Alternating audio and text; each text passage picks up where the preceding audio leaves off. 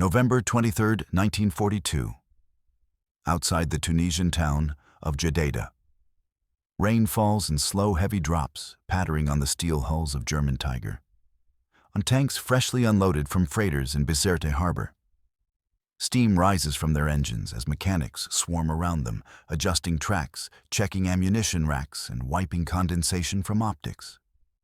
The desert air smells of oil and mud, a strange combination that seems to belong to no continent and no season. Major Otto Kruger, commander of the 501st Heavy Panzer Battalion, lights a cigarette beneath the canvas awning of his command tent. A German war correspondent from Signal magazine scribbles notes as Kruger speaks. You'll see, Kruger says, exhaling a curl of smoke that drifts across the lens of a Leica camera. The Americans send toy tanks. This he gestures toward the massive Tiger behind him, its turret longer than a truck. This is how wars are decided. He believes it. Every man in the battalion does. The Tiger's 88mm Keg-36 cannon can pierce 4 inches of armor at over a mile.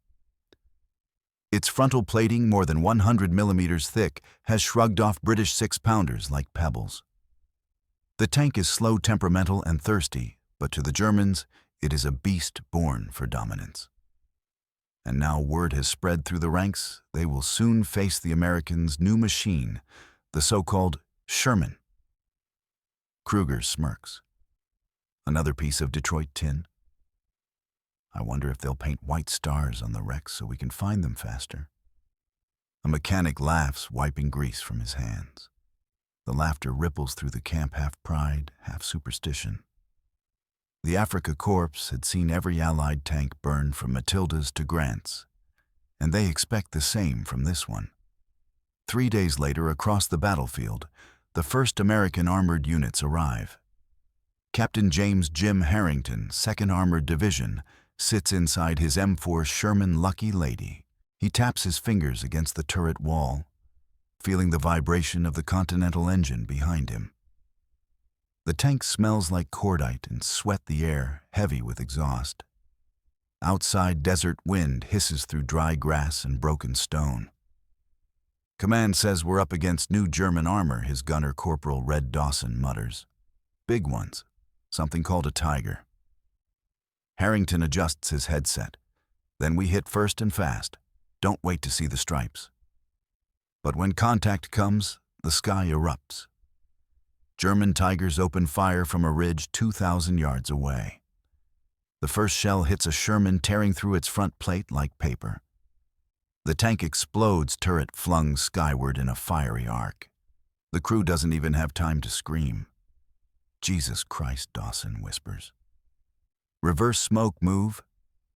Harrington shouts as the Tiger's second shot lands just yards away, spraying sand and shrapnel. The Shermans retreat in chaos.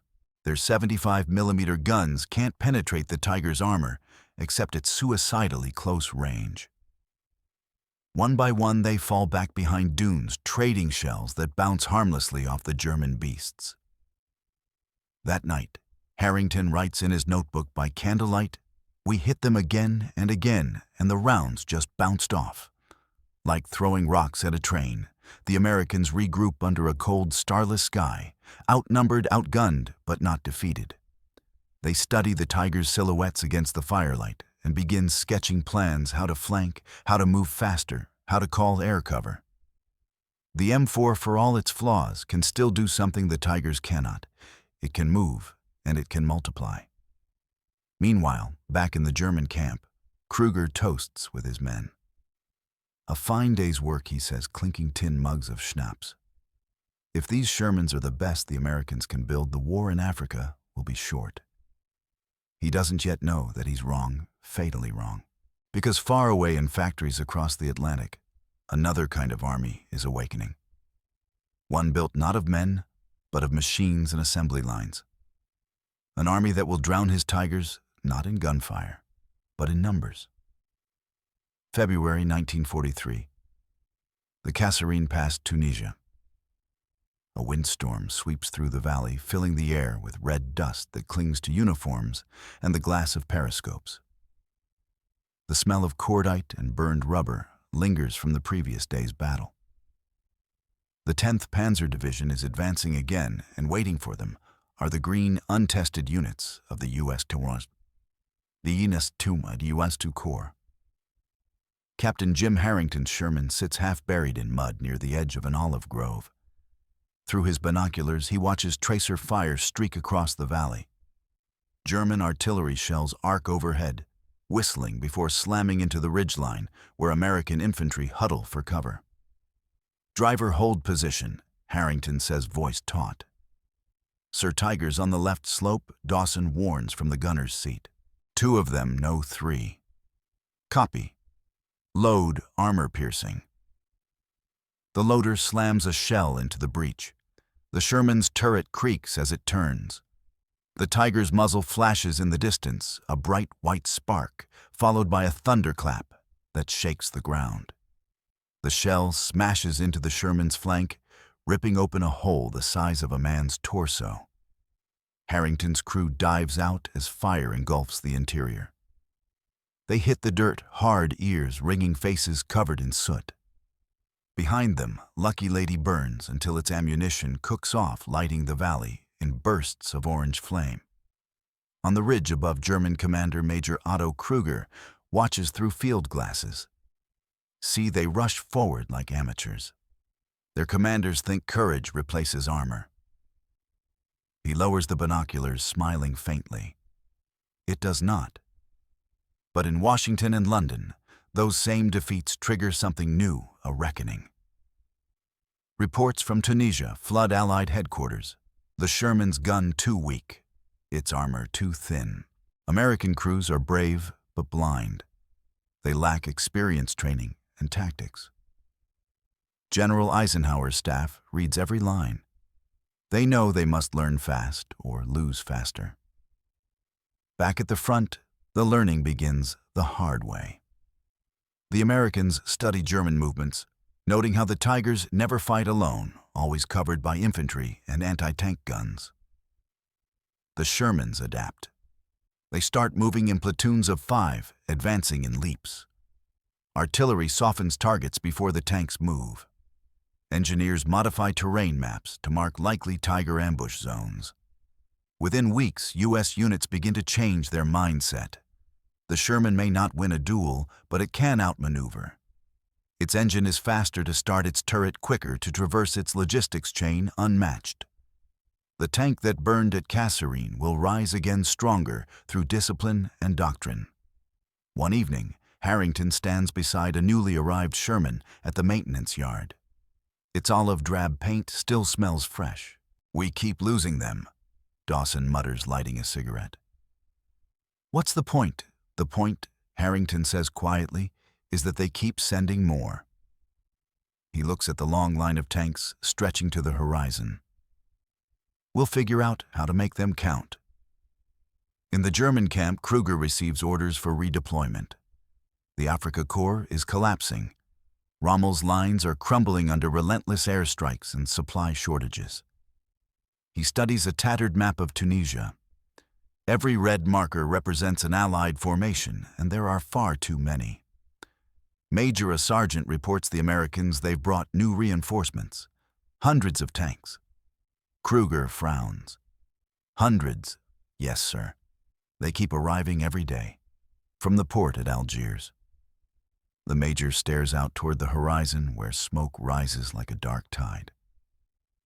He doesn't laugh this time. By May 1943, the last German units in North Africa surrender. For the first time, the Tiger battalions leave their wrecks behind, victims not of superior firepower, but of exhaustion and endless waves of Allied steel. And yet, as the surviving German crews are evacuated to Sicily, they comfort themselves with a belief in Europe the terrain will favor us. The Tiger will reign again. They do not yet understand that what awaits them in France is not an army of men to defeat, but an idea that cannot be stopped, the industrial imagination of a nation. Spring 1943. 10,000 miles from the smoking ruins of Tunisia, the heart of America beats not on a battlefield, but inside its factories. The thunder of machines replaces the thunder of guns. Sparks rain from welders' torches. Women in coveralls tighten bolts and rivets with hands calloused from work they never imagined doing before the war. At the Ford Willow Run plant in Michigan, sunlight filters through steel rafters onto an ocean of half-finished bombers and tank parts. Conveyor belts carry armor plates down the line, while the intercom blares Glenn Miller's "In the Mood." Each hour, a new M4 Sherman rolls off the assembly floor engine, rumbling for the first time. You know what they call this place? One foreman shouts above the noise. The Grand Canyon of production. Another worker laughs. We're building tanks faster than they can blow them up. They are not exaggerating. By 1943, the United States is producing nearly 2,000 Shermans every month. Rail cars loaded with tanks roll east across the plains, their olive-drab hulls flashing in the sun. To German intelligence, the numbers seem impossible. To the Americans, it feels like inevitability. Across the Atlantic, the British share their own lessons from North Africa. They modify the Sherman with a long-barreled 17-pounder gun, giving birth to the Firefly. The gun can pierce a Tiger's armor, but only if it strikes first. The Allies begin to weave their advantages together. Quantity from America, innovation from Britain, coordination from hard-won experience. Captain Jim Harrington returns to England in late 1943 to train new crews. His uniform still smells faintly of diesel and desert dust. The recruits listen wide-eyed as he describes their enemy. The Tiger, he tells them, chalk squeaking on the blackboard, is a fortress on tracks. If you see one head-on, don't stop to think, move. Circle it, outrun it, outnumber it. Remember, your strength isn't in the tank, it's in the team beside you. He pauses, glancing at the row of young faces. Some can barely shave. And when you hear that deep gunfire, don't freeze. The first one to move usually lives. Outside the hangars, hundreds of Shermans wait under tarps, freshly painted engines primed. Mechanics test radios, adjust turrets, and practice loading drills until their hands blister. Across the channel, the Germans build fewer than 50 Tigers a month, each one requiring more than 300,000 man-hours. Precision kills time. Time kills empires. In Germany, Major Otto Kruger visits the Henschel plant in Kassel to inspect production. He walks between rows of incomplete hulls, the air thick with the metallic scent of coolant and cutting oil. Engineers salute stiffly as he passes. "We are behind schedule again," Major One admits. "We lack high-grade steel bearings, even fuel for testing."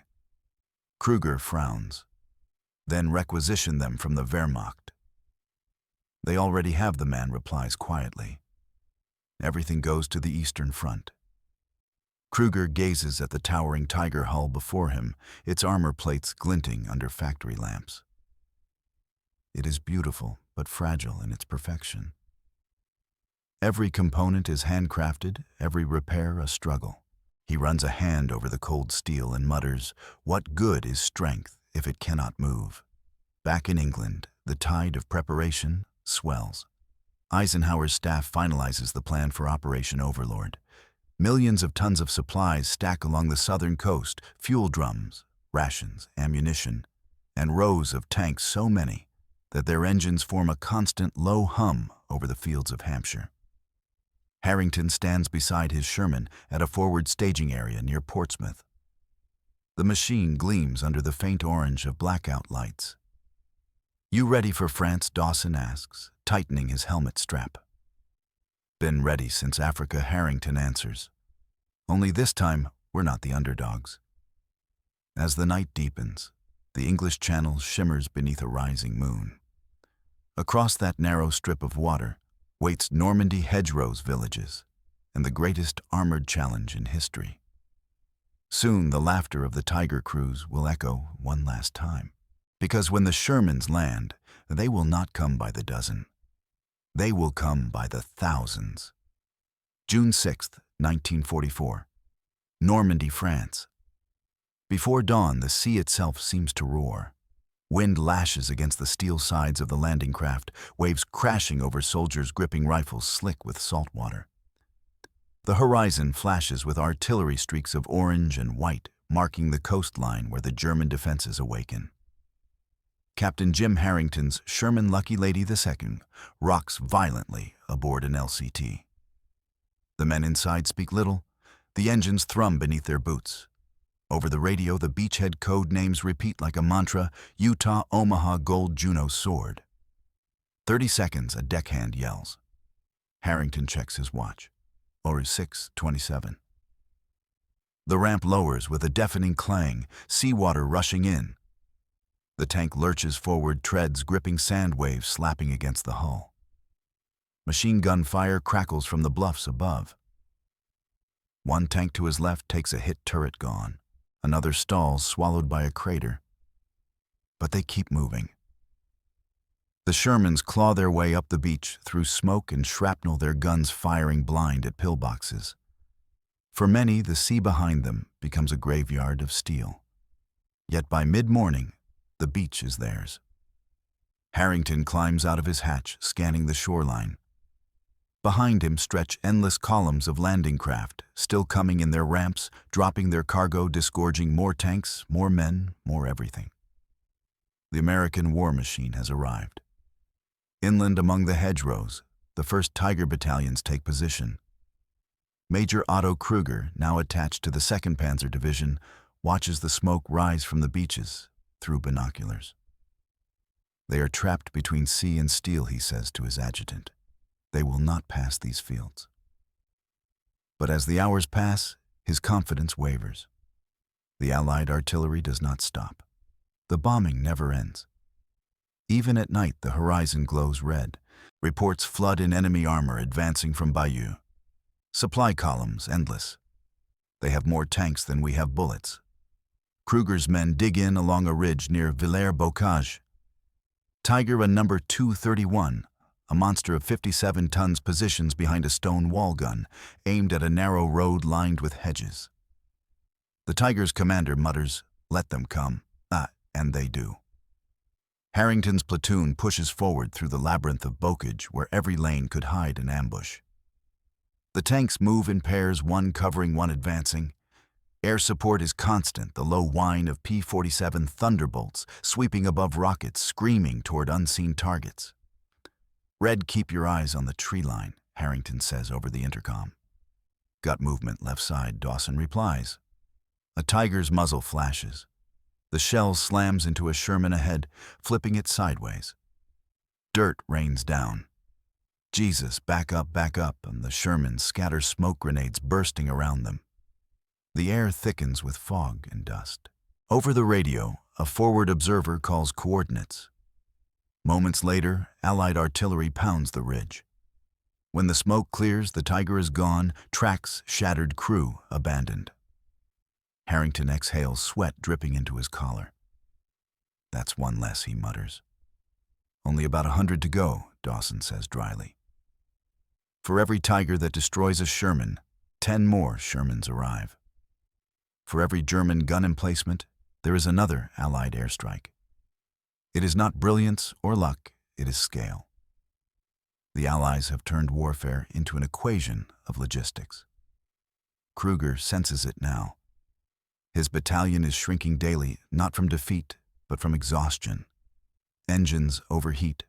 Fuel convoys never arrive. The once mighty Tigers sit idle, their steel bellies empty. He writes in his field diary that night by candlelight. "The enemy fights with factories. We fight with faith. Only one of these can last." At dawn, he wakes to the sound of airplanes, hundreds of them. The Allies have pierced the German line near Saint-Lô. The breakout has begun. Operation Cobra. From the airwaves of bombers carpet the countryside, turning entire divisions into firestorms.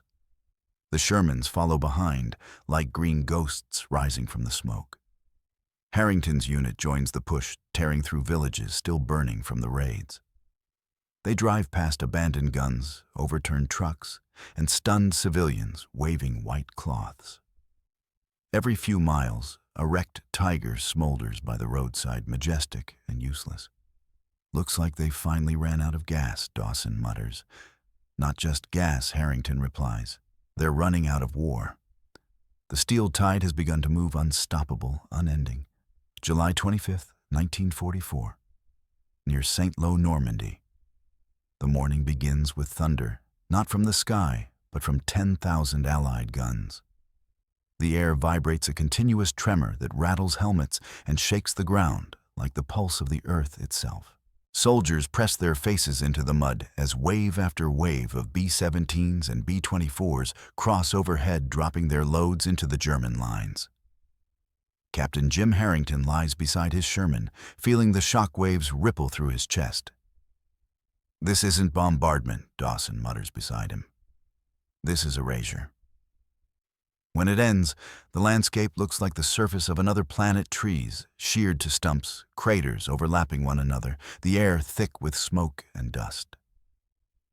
The German front line is gone. And somewhere within that chaos, Major Otto Kruger is alive. He climbs out of his bunker ears, ringing uniform coated in soot. His radio operator shouts, but Kruger can barely hear him. "The line is broken, Herr Mayer. They're advancing everywhere." Kruger looks toward the horizon, a blur of smoke and motion. The low, rhythmic growl of engines grows louder. Dozens of Shermans appear crawling over the shattered fields like insects of iron. Behind them, clouds of dust mark the arrival of yet more armor trucks and half-tracks. He turns to his adjutant. "Tell every gun crew fire until the barrels melt." For the Shermans, the advance feels endless. Harrington's unit pushes through what used to be German positions, trenches now filled with mud and silence. "Keep it tight," he orders over the intercom. "Watch the flanks, they move forward one hedgerow at a time. Each crossing is a gamble, one moment of exposure that could mean life or death." But resistance is sporadic, now confused. Many of the enemy tanks are immobilized, their crews gone. The Tiger that once ruled the battlefield is reduced to rusting wrecks. Still, danger lingers. Near a crossroads outside Le Désert, a hidden Tiger opens fire. The first shell hits a Sherman at the rear of the column, blasting it apart. "Contact, contact, 11 o'clock, Dawson yells. Harrington reacts instantly. Flank left, 2 tanks move wide. The Shermans split engines, roaring mud flying from their treads. They circle the Tiger like wolves, one distracting it, while the others maneuver for a shot at its weaker sides. Dawson fires. The shell ricochets. He fires again, a hit to the turret ring. Smoke billows from the Tiger's hatches. A moment later, its crew scrambles out, hands raised, faces gray with soot. Harrington lowers his binoculars. "Mark it for recovery. Let's move."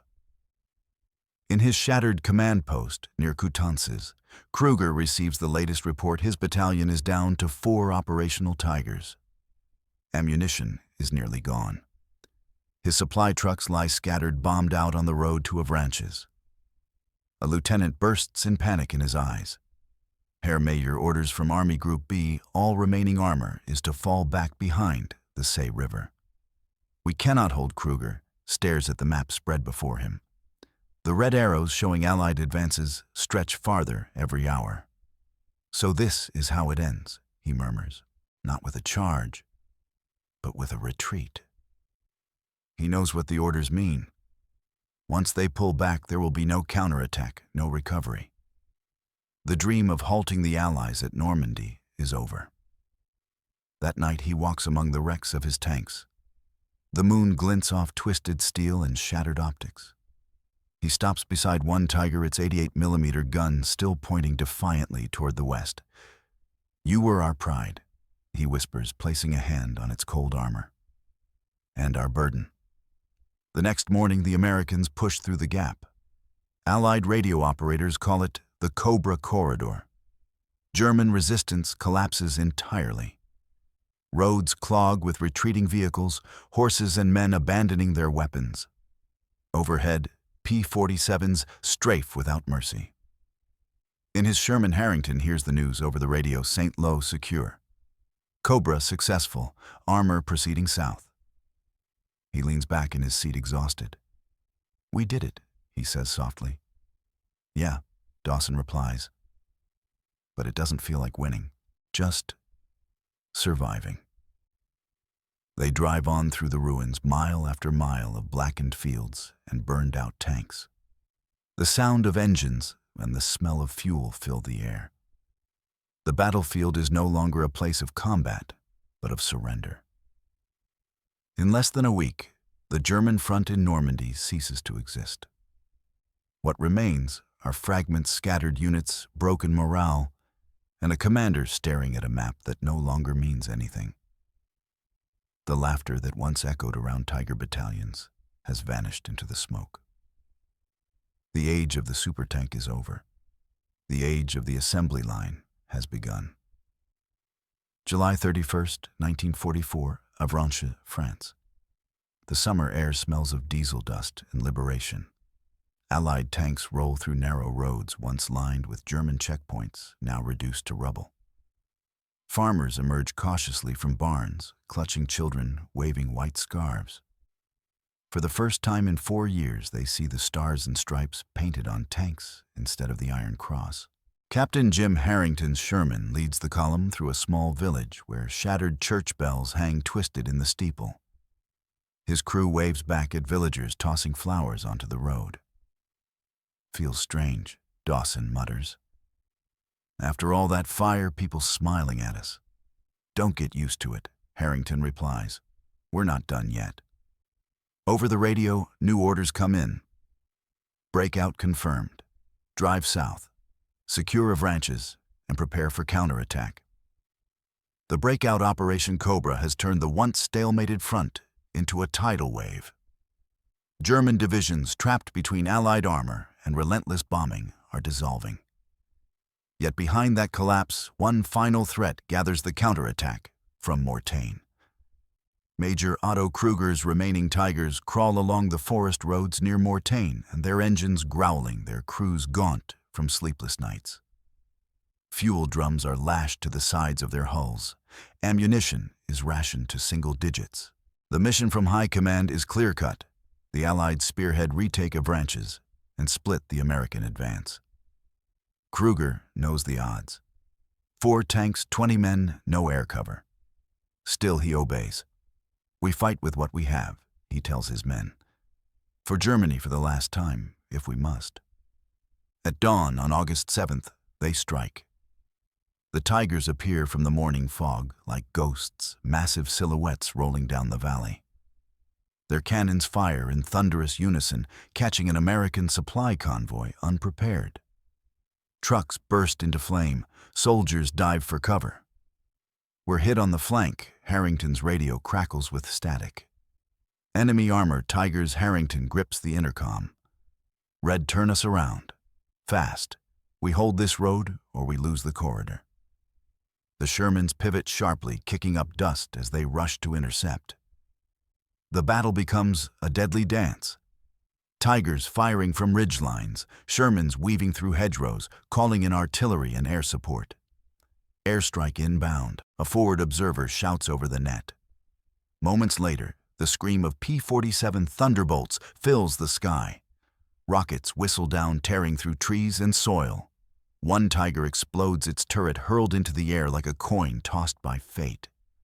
Kruger's tank rocks from the shockwave. His gunner shouts, "Fuel line hit, where burning flames lick the rear armor." Kruger opens the hatch, pulling his crew out one by one, until only he remains inside.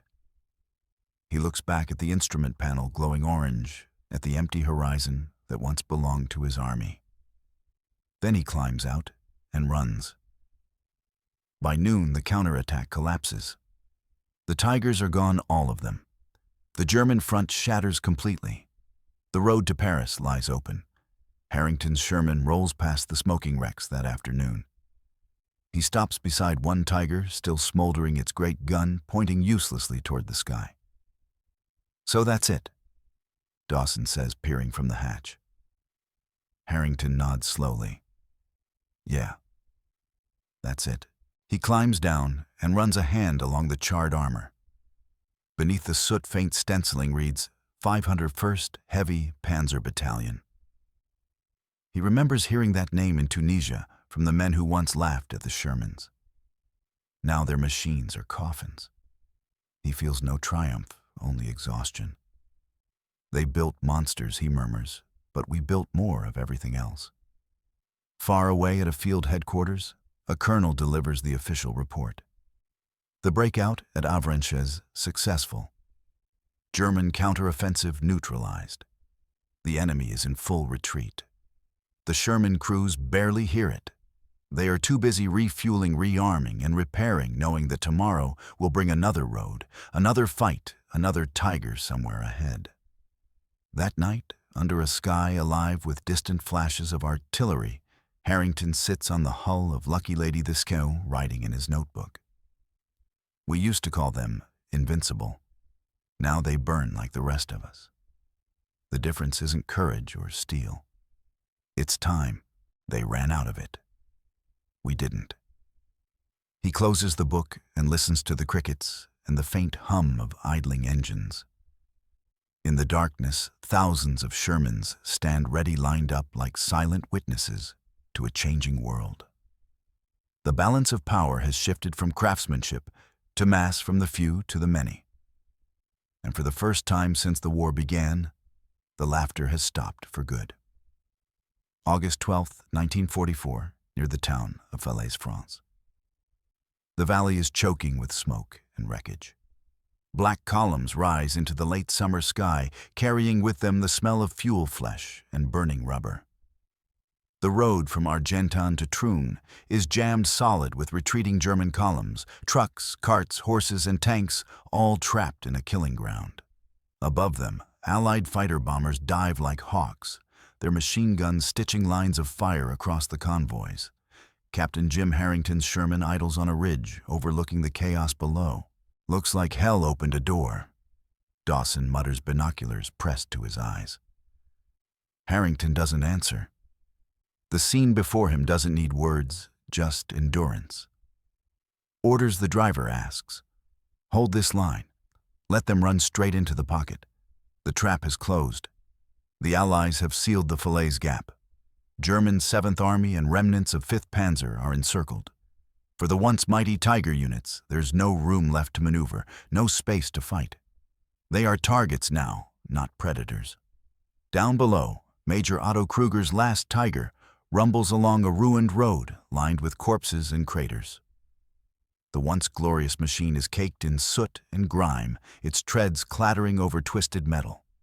His radio operator reports, "Fuel almost gone, Herr Major." Kruger wipes his forehead, streaking it with ash. We reach the woods, we abandon her. No more fuel, no more war. A rocket strikes nearby. The blast knocks him against the turret.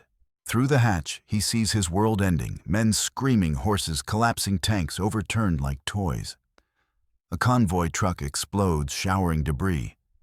Forward, he yells over the roar. We die if we stop. The Tiger pushes ahead, crushing wreckage beneath its weight. But the road ends in fire. Ahead, an American artillery barrage detonates, blocking the way. The crew bails out, instinctively diving into the ditch.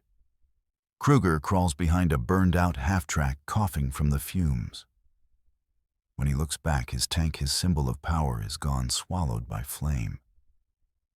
On the ridge, Harrington watches the German column disintegrate under the barrage.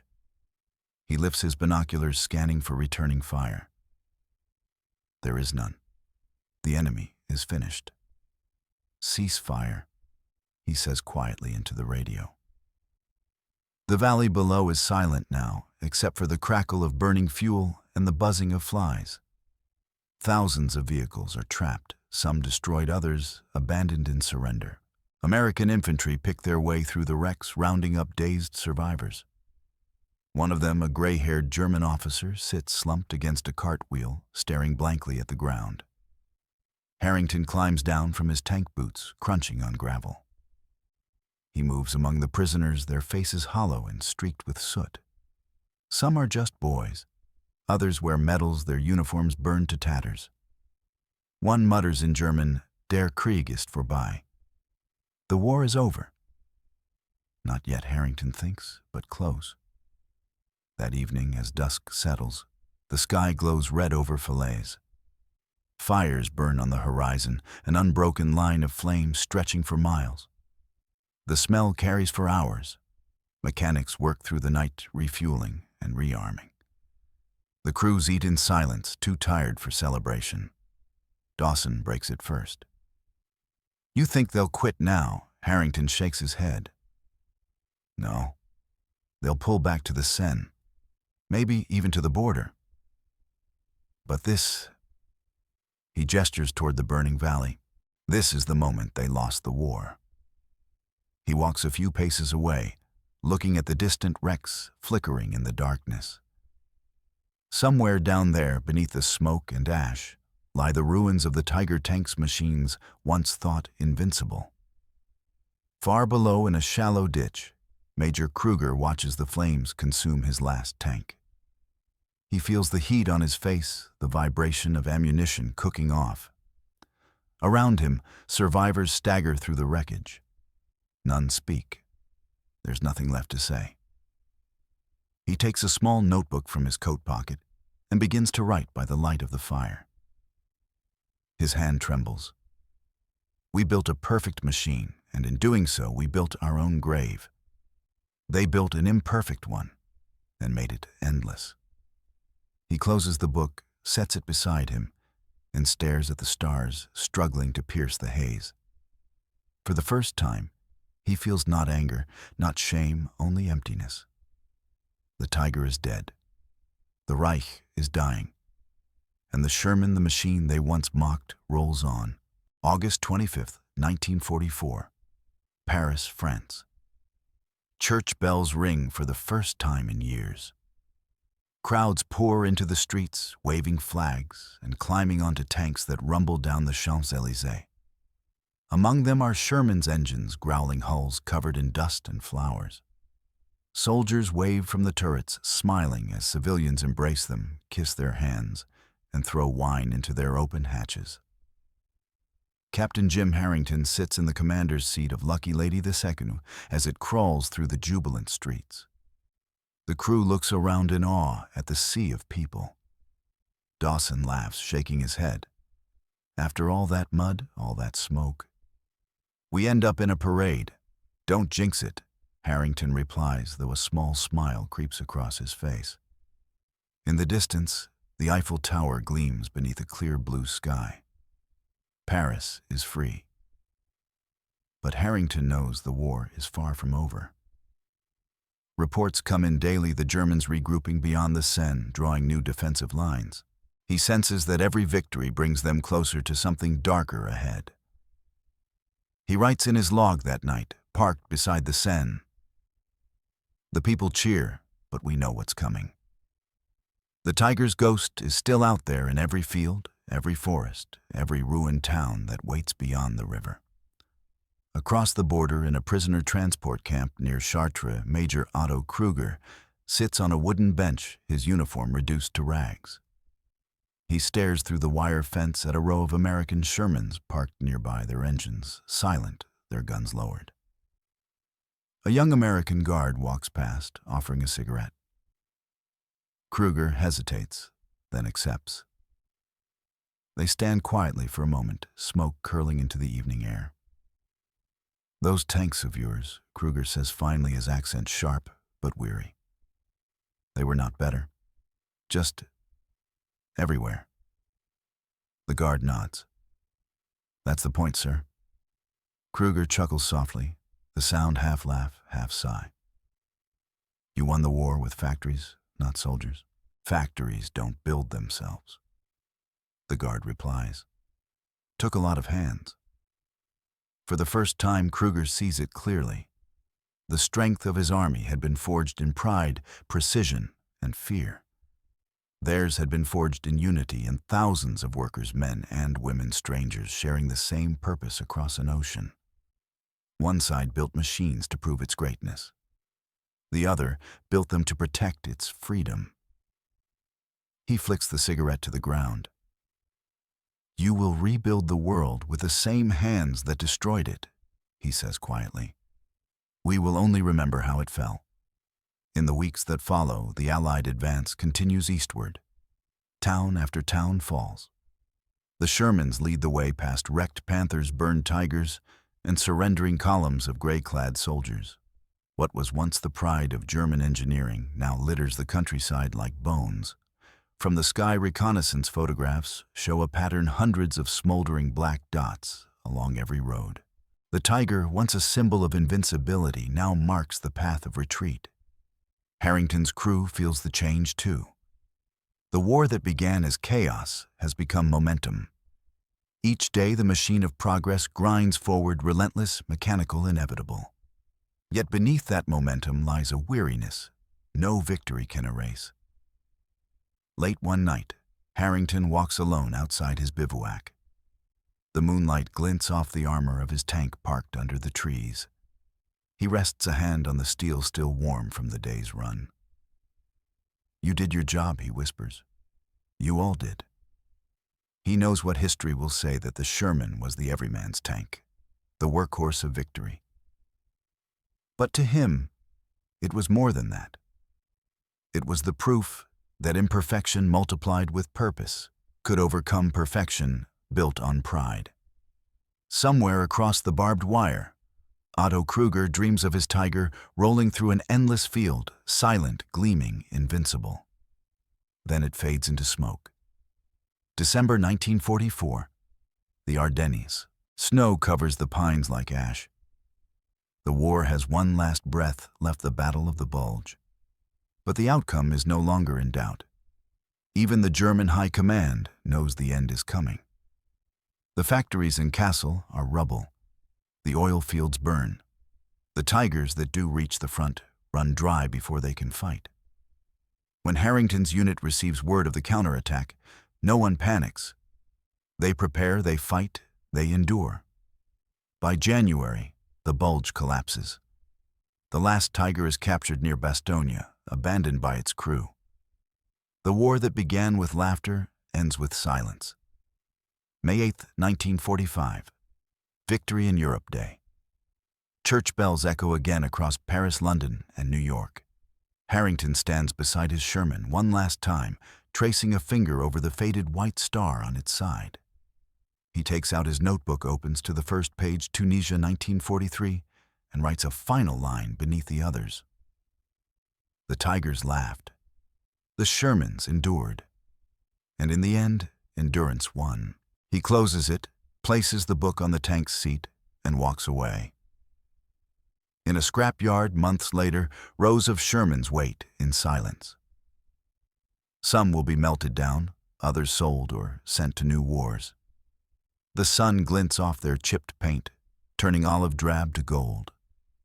Somewhere in that quiet, the echo of their engines still hums the sound of ordinary men who faced the extraordinary and kept moving forward.